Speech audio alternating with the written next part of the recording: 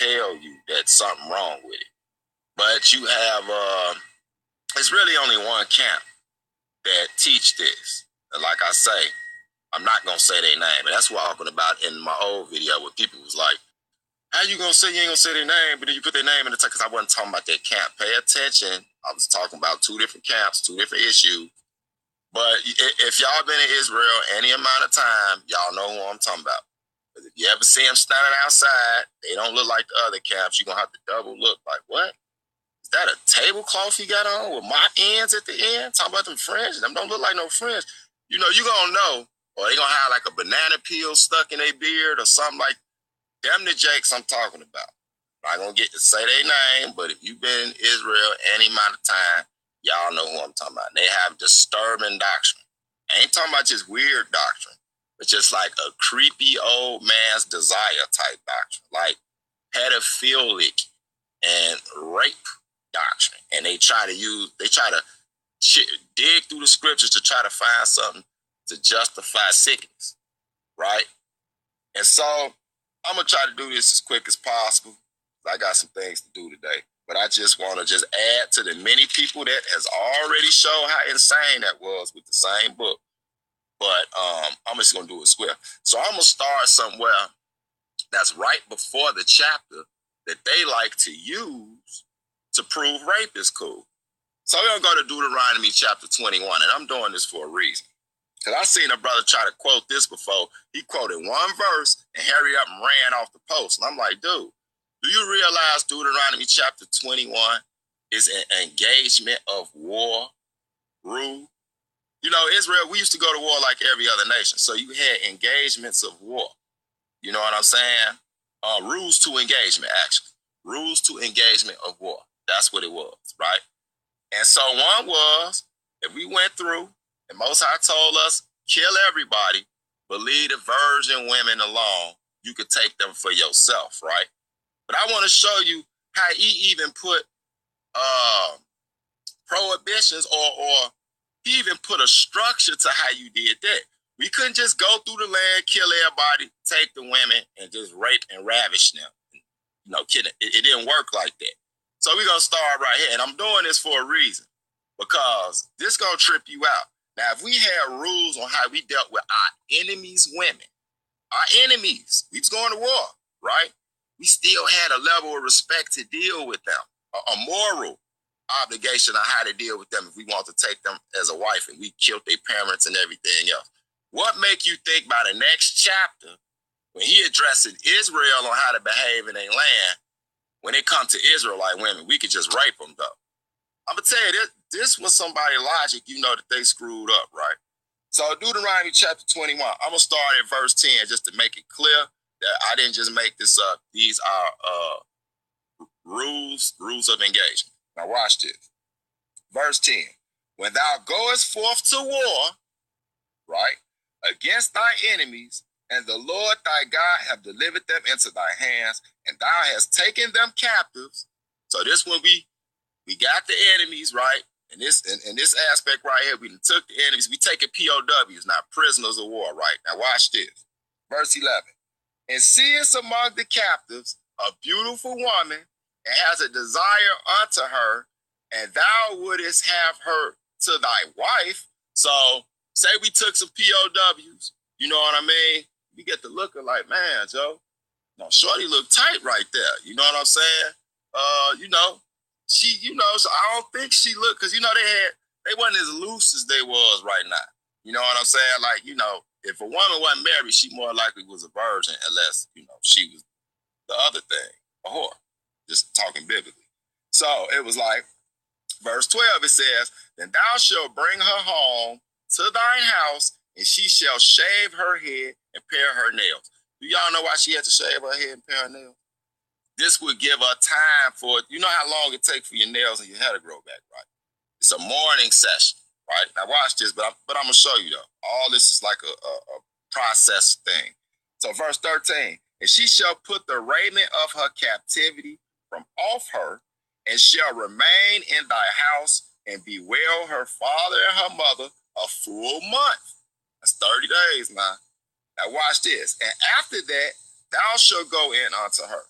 and be her husband, and she shall be thy wife. Hold on. Why he didn't just say, when y'all raid, get y'all POWs, you can just grab the woman and just rape her, she your wife. Why you got to go through this long process with her? You know what I'm saying? She got to be well of her father and her mother. Watch this now. Let's keep going. It says, verse 14, and it shall be, if thou have no delight in her, then thou shalt let her go, whether she will, but thou shalt not sell her at all for money. Thou shalt not make merchandise of her, because thou hast humbled her. Now this is wild, right? If this God was so brutal, that he can be, but if he just let us be so uncivilized, why is it that now at this point, after she went through her mourning process and all that type of thing, like a cleansing, that if y'all sleep together, you know, and with the intentions of making her your wife, if it ain't, you know, it ain't working out, something about it ain't right or whatever, you couldn't sell her off like just a piece of junk. It said just let her go.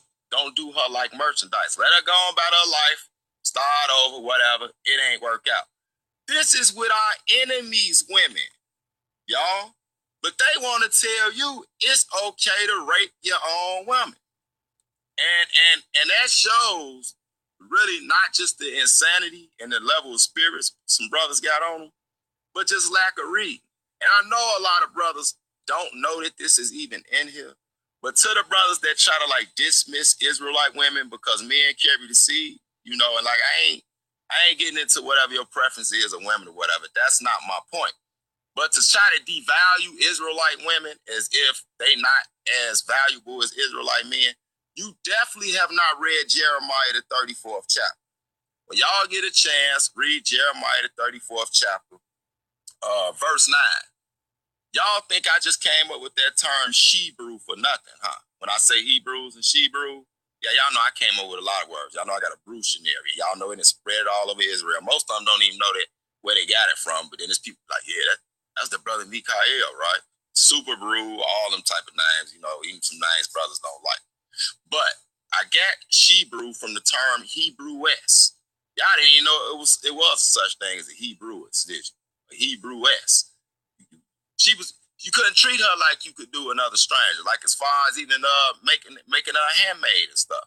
You had to do it, you know, it was totally different because she's a Hebrew woman. See, that kill a lot of stuff.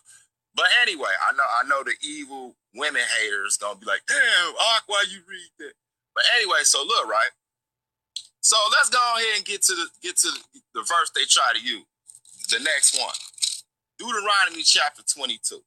Here it goes, the famous rape doctrine. We finna read this. I ain't finna go to no strong concordance, no ancient super Atlantean language, no Aramaic, no nothing like that. I'm finna do it with the straight up old regular KJV. Not saying I got nothing against all that other stuff, you know what I mean? But it's really simple. The Bible explains the Bible. God didn't handicap us with this. It's the reason it's the most dispersed book in the world, the King James Version, because it is sufficient to get you salvation. There might be little grammatical errors here and there, but overall, it's sufficient to get you salvation. You see what I'm saying? It's the same one that told me I was an Israelite. I didn't have to go to ancient Atlantean language to figure out that Deuteronomy 28:68 was talking about me. You see what I'm saying? So let's go to Deuteronomy chapter 22, and let's start where they like to start at. And we finna read this, and then I'm gonna be done. Deuteronomy chapter 22 and verse 22. So let's go here. It say, if a man be found lying with a woman married to an husband, then they shall both of them die, both the man that lie with the woman and the woman. So shalt thou put away evil from Israel. You have to even look at the word. It say a man that lie with the woman. So do that mean the woman didn't have a choice in the matter? No. It's just that it's a natural thing that mainly men were the aggressive sexual. Now, you got some freaks that'll seduce you. I'm pretty sure they existed back then. Matter of fact, I know they did. The old girl tried to rape Joseph, the freaky Egyptian woman. So I'm pretty sure we had him in Israel too. For the most part, man, this is a dominant thing, right? They agree though. They agreed to lay down and get funky and commit adultery. So they both had to die. You see what I'm saying? So we see this ain't rape. It's consensual sin, consensual sex. So let's keep on reading. Let's see where rape pops up. Verse 23. If a damsel that is a virgin be betrothed unto a husband, and a man find her in the city and lie with her, find her in the city and lie with her. That don't sound like rape. It don't mean like, she was just laying in the corner somewhere. He found her like, oh man, look at this virgin girl laying here in the corner of this garbage. Nah, man, come on, y'all got to, come on, keep up, y'all, stop. So let's keep on going, right? Here you go, verse 24.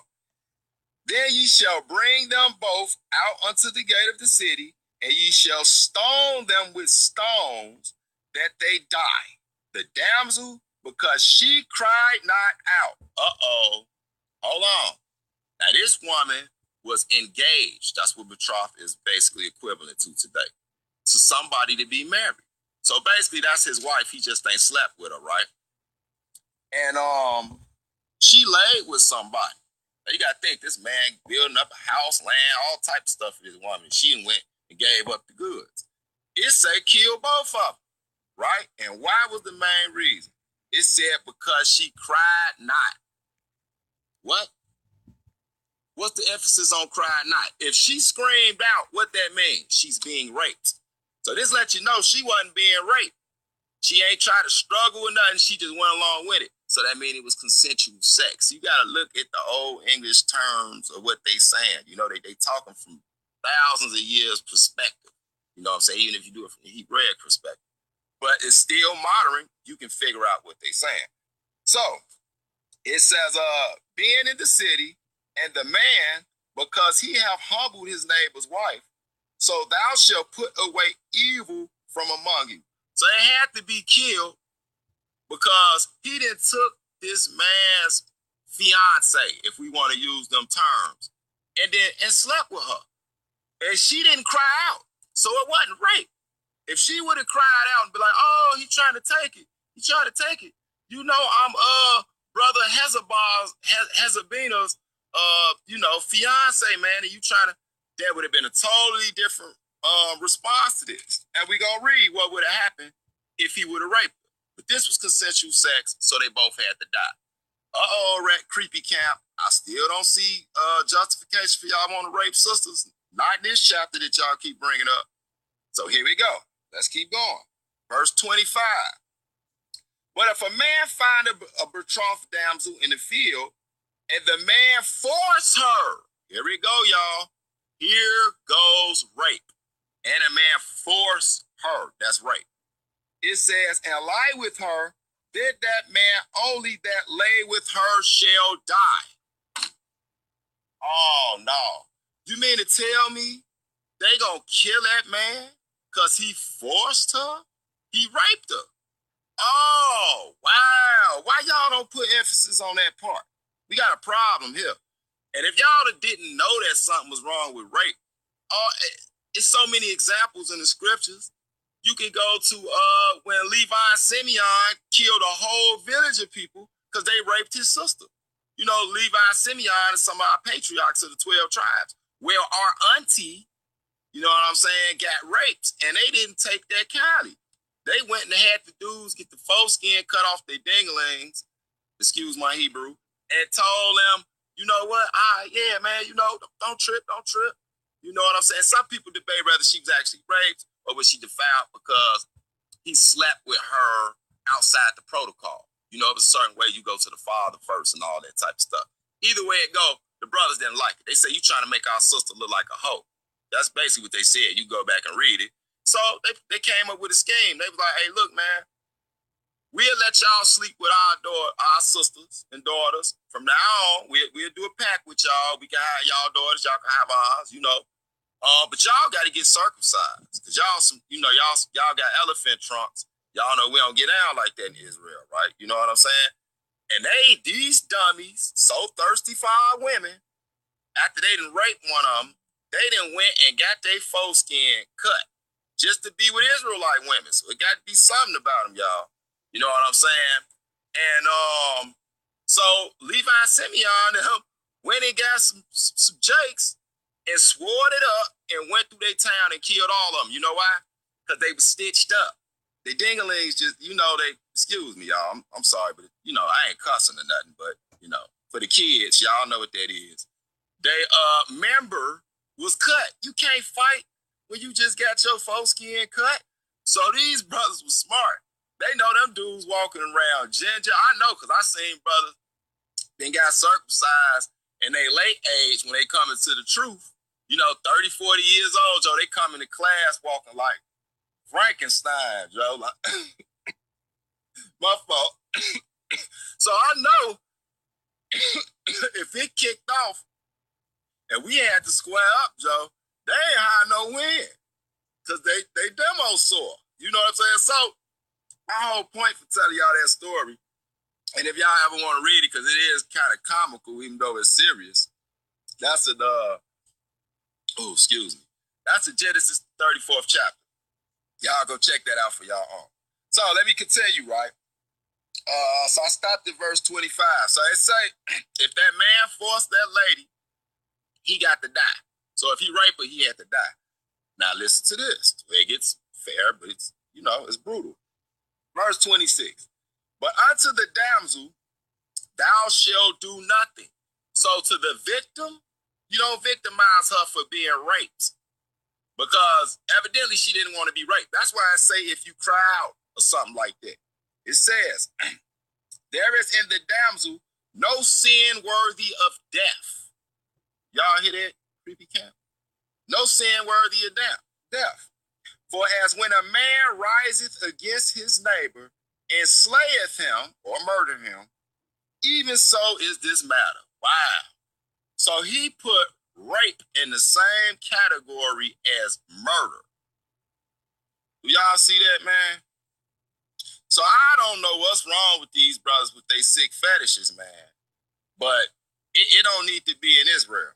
So we gonna continue, man. Let me see. Let me see. Be found in the man that life So if you keep on reading, it's gonna tell you if let's just keep going, because this really a good point that they like to use this one too. So I got to chop this up real quick. So it says, verse 27. Verse 26. But unto the damsel that thou shalt do nothing, there is in the damsel no sin worthy of death. For as when a man rises against his neighbor and slayeth him, even so is this matter. So the same rules apply. Now watch this, verse 27. For he found her in the field, and the betrothed damsel cried, and there was none to save her. So she over there screaming, rape, rape, rape, but it wasn't nobody there to help her. So let's keep reading. Verse 28. If a man find a damsel that is a virgin, which is not betrothed, and lay hold on her, and lie with her, and they be found, then the man that lay with her shall give unto the damsel 50 shekels of silver, the damsel's father 50 shekels of silver, and she shall be his wife, because he have humbled her, that he may not put her away all of his days. Let's stop right here. Let's clear something up. This did not say, that if a man find this virgin woman and he rape her, that you just go get her daddy some money. Stop saying that, Israel. I've heard y'all say that too. Some of them strong concordance and stuff is really throwing y'all off. Let me show y'all what lay with her means. Lay with her means to agree. To come to an agreement, you see what I'm saying? It means to come to an agreement or approach. This is exactly what it means when you read it in the context of the book. All you got to do is put it in context. And I'm going to prove it right now, and this is a wrap. So no, lay hold of her does not mean the same as force her. We saw what happened when you force her.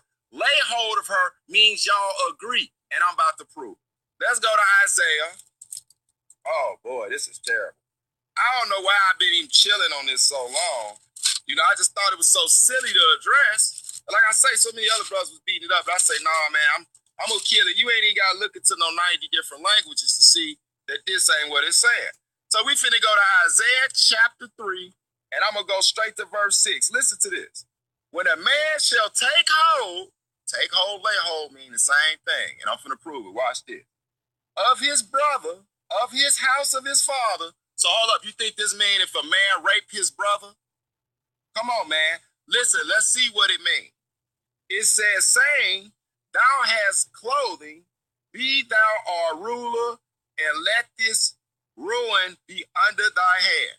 So, in this case, it said if a man take hold to his brother, meaning what? If he approach his brother or come with an agreement with his brother, and you hear what the agreement is. He says, it says, the house of his father saying, thou hast clothing, you know what I'm saying? Be thou our ruler. What does that mean? That mean, man, like if you messed up or whatever, down on your luck, whatever your situation was, and you had a brother, preferably probably a big brother, and he was established, you go to your brother and be like, look, man, I'm messed up right now. We do it right now. I need to get back on my feet. You know what I'm saying? You got the clothing, you got the house, so I know that means you the ruler, meaning I'm under your rules. Even though I'm a grown man, you a grown man, you looking, bro, can we agree to this? Can I get on my feet? You see what I'm saying? All that come from the term lay hold, with meanings agree. I'm really about to kill it with this last one. I'm going to stay in the same prophet, Isaiah, and go right over to the next chapter. Now, I want the creepy cap to explain this, since y'all think lay hold or take hold means break. Oh, this is pitiful. Isaiah chapter 4 and verse 1. And in that day, 7 women shall take hold of one man. Hold up. Y'all trying to tell me that means 7 women gonna rape one Jake? So 7 women gonna rape one man, huh? Man, stop it. It means they agree. So they come and they approach, they agree, and let's see what the agreement is. Here we go. Saying, we will eat our own bread and wear our own apparel. Only let us be called by thy name to take away approach. That's 7 women marrying one man. There go the approach. There go the agreement. It was lay hold, take hold. Do y'all see that? It has nothing to do with rape. If that's the case, that means in the future, brothers just gonna be getting gang rapes by women. Stop the foolishness, man. Stop it. Y'all really need to fast and pray and get that freaky demon of perversion about y'all spirit. Like straight up, Joe. It's really at the point where it's getting embarrassing. You know what I'm saying? I mean, you just look at what happened with Israel, with David, daughter Tamar, they got raped by Ammon, his son. It just went haywire. That was a double nasty. They say no thing supposed to be done like this in Israel. Not only is you raping, and it's incest. Absalom had to chill for 2 years to whack his own brother. And it just went down to hell from there. So anybody that got a rape thing is okay in their mind, they is not of the Lord. They is not holy. And I tell you to, like, literally, it's not a camp banging thing. This is righteous and unrighteous. I ask you, brothers and sisters, to stay clear of that type of wicked foolishness. With that, I say share, subscribe, shalom, shalom, peace.